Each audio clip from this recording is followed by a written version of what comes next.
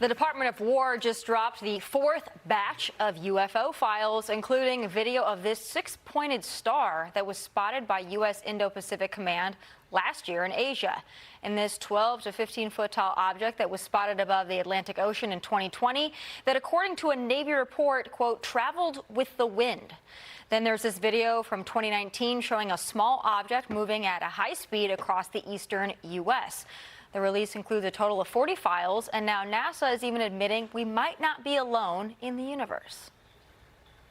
I do think that we have captured imagery, and this is what President Trump is very forward-leaning about, that based on the data that we have within that imagery, we don't know what it is. Right. And I don't think that should be that surprising anymore. And we got samples on Mars right now. If we bring them back, there is a very high probability that they will point to, at some point, microbial life, at least on Mars. I think there's a very real possibility we're going to arrive at a conclusion in our lifetime that perhaps there's life everywhere out there, and that it isn't as, infrequent as we might think it to possibly be. All right, I am now hooked. Joining us now for tonight's Big Close-Up is Executive Director of the Disclosure Foundation, Jordan Flowers. Jordan, my co-hosts know that I am all in on this. I'm all in on the age of disclosure. I watched Disclosure Day.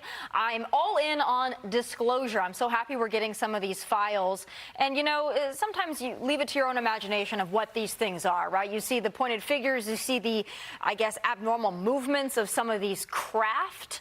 Of all the things that you've seen and all the disclosure that you're hoping for, what can you tell our audience about the existence of non-human life, and if you think that what we're seeing here is potentially that?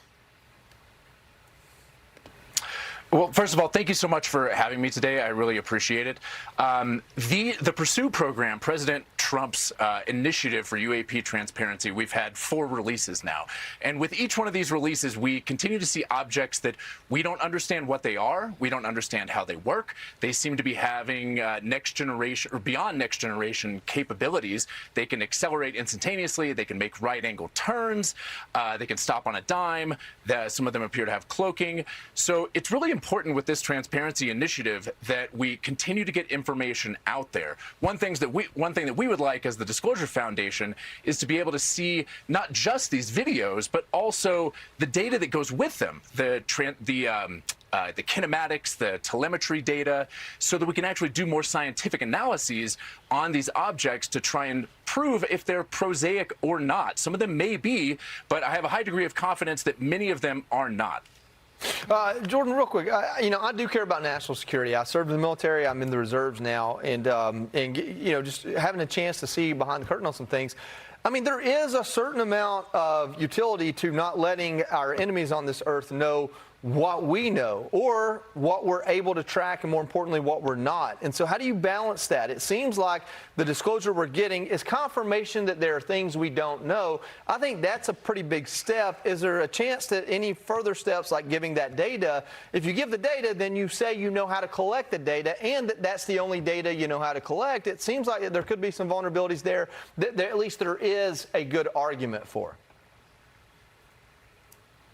I completely understand that. And, as the Disclosure Foundation, as we push for transparency, we still obviously want to hold national security in extremely high regard. We happen to believe that you can be more transparent about this subject, about the reality of what is happening here, without giving away any national security secrets. There's an analogy to perhaps the nuclear program. We can acknowledge that we have nuclear energy, that we have nuclear weapons, but we're not going to advertise exactly how to make these things. So that there would be some big national security challenge there. But I'm glad you brought up national security, because as the latest release points out, since 1949, these things have, if not before that, the Los Alamos labs did a study that says they've had hundreds of, quote, green fireballs that they couldn't understand around our sensitive military facilities, nuclear facilities. And as well, in this latest release, there was an incident from 2015 in the Pantex facility, which is a nuclear weapons facility in Amarillo, Texas. There were objects that they did not know what they were. They were infiltrated by these objects, could not deal with them. So we have a real national security issue on our hands that needs to be dealt with that we don't appear to have countermeasures for that currently work. So I think acknowledging this, we certainly don't want to give away any secrets, but I actually think that we can make ourselves safer by acknowledging this and collaborating on the problem solving that we need to address to resolve this. This may, some of this could be a foreign adversary with surveillance platforms. Like, we don't want that in our country. We need more transparency to figure out exactly what is happening here. Hey, Jordan, good to see you. Riley here. We're talking about national security, and that's enough for me to care. But give your best pitch on why your average American who maybe isn't as tuned in, give your best pitch on why they should care about the declassification and this new file drop. Thank you for asking. I think the American public has a deep intuition that they are not being told the truth about many things most of the time. And I think that that has caused a sort of fraying of the social psyche in this country. People really don't like that. That's why there's so much political capital in transparency at the moment. The Disclosure Foundation, our organization, commissioned a poll that indicated that over 89% of Republicans and 88% of Democrats want transparency on this subject. People just want to be told the truth, and that's beyond belief categories. That's independent of whether you think these are real, not real, whatever it is. The American people want to be told the truth. There's huge amounts of political capital in transparency right now, and I think that's one of the reasons why you've seen such a dramatic push from this administration to get the truth out there. And I really applaud that, even though we certainly believe that there should be more data pushed out, that there should be the telemetry, the kinematics, that we have 4K video or 4K imagery from satellites that exist of some of these objects. We should be able to declassify that. And we should also be able to seriously talk about, if these things are real, have there been programs to recover some of these craft and try and reverse engineer them? There have been whistleblowers that have gone to Congress, testified under oath that such a thing is true and exists. And there's bipartisan legislation in Congress that, I mean, senior leaders, the Senate Minority Leader, Chuck Schumer, Senator Mike Rounds, several other leaders on the House side, they are supporting legislation. And this piece of legislation mentions the term non-human intelligence over a dozen times. It defines the term legacy program and crash retrievals. These are senior leaders that don't stick their necks out for things politically without knowing that there's a direction there. And so I think it's important for the American people to understand that their government takes this extremely seriously. This is a national security issue. We need to get to the bottom of it. And wonderfully, it's bipartisan. Hey, Jordan, it's Joe Concha. So there are something like 8.3 billion people on the planet. And look, let me preface this question by saying that I believe that UFOs are absolutely real. I think it would be naive to think that we're only alone in the universe. All that said, the reason why I bring up the number of people that live on this planet, almost everybody owns one of these things, which is a cell phone, which has very, very good high-definition cameras.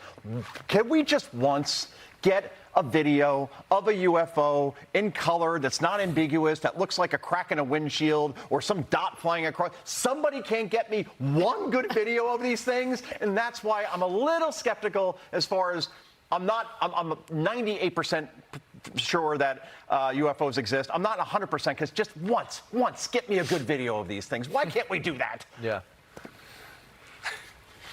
I share your frustration. Thank you. And it is possible that the technology around these craft actually causes gravitational lensing that distorts optical vision, that distorts what your camera is able to pick up. You know, I don't know that that's true, but that's a potential explanation.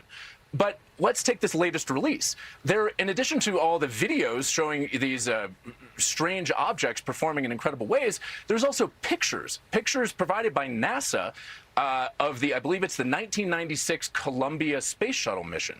And there's 3 pictures of a triangular object in space, right? So this is a bad day to be an incredulous debunker, right? You can't have seagulls and you can't have balloons in space. Right. So the pictures from NASA they indicate that this object is between where they're taking the picture and the Earth, that it's rotating, and that is a triangular image, and it's another reason why our organization is partnering with NASA to try to review their archives for potential UAP information. We've got experts in AI and machine learning, and we want to, and we've had meetings with them. We've had meetings with the National Archives. NASA's required to report these things. So we're trying to build that picture. So whether it's 4K images or from NASA, that's what we want to see as well. So I share your, your frustration. Thanks, Jordan. Joe, perhaps they don't want to be seen. Well, all right, Jordan Flowers, thank you so much for joining us tonight, answering all of our questions. Thanks, Jordan. Thanks, Jordan. Thanks so much.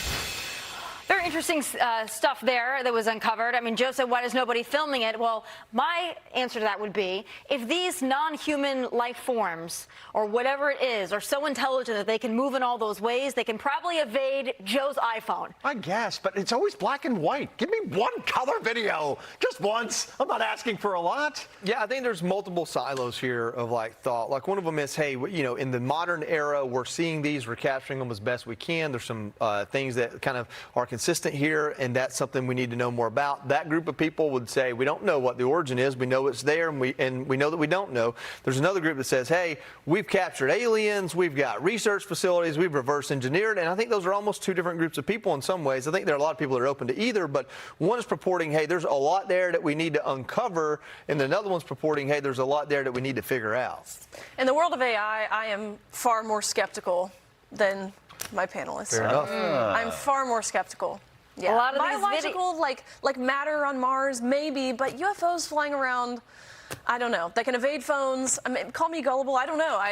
I'm too skeptical. I'd say we shoot one down and figure it out. Let's after try that. it. Absolutely. We can't Someone even say shoot down drones, Joe, Yeah. in New Jersey. Yep. My state. That's very true. A lot of things going on in New great Jersey. point.